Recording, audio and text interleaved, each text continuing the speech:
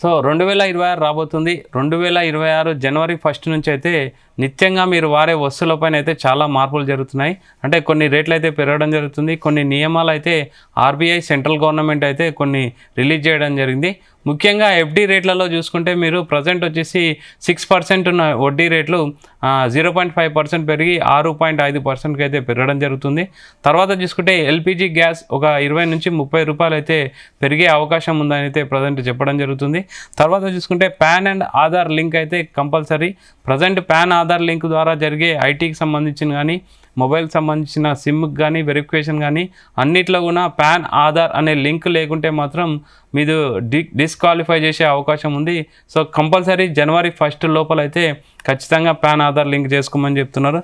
తర్వాత సిమ్ కేవైసీని కూడా బాగా పటిష్టం చేశారు. అంటే ఒక పేరు పైన ఉన్న సిమ్ ఇంకో పర్సన్ వాడితే మాత్రం అలాంటి నిబంధనలు అయితే ఖచ్చితంగా చర్యలు ఉంటాయి, డిస్క్వాలిఫై చేస్తారని అయితే ఖచ్చితంగా చెప్పడం జరుగుతుంది. సో అది కూడా కేవైసీ కంప్లీట్ అప్డేట్ చేసుకోవాలని అయితే సెంట్రల్ గవర్నమెంట్ ఆర్డర్స్ అయితే రిలీజ్ చేయడం జరిగింది. తర్వాత 8th పే కమిషన్ ద్వారా ఇంచుమించు సెంట్రల్ గవర్నమెంట్ వాళ్ళకు 8 నుంచి 12% అయితే జీతాలు పెంచే అవకాశం ఉందని అయితే ఇది సెంట్రల్ గవర్నమెంట్ ఉద్యోగులకు గుడ్ న్యూస్ అని చెప్పాలి.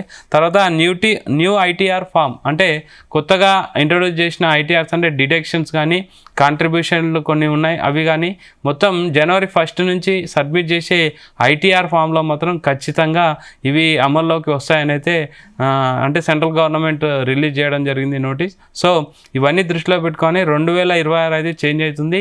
చాలా మార్పులు అయితే ఉన్నాయి. మీరు కూడా అప్డేట్ కావాలని అయితే ఎక్స్పర్ట్ చెప్పడం జరుగుతుంది.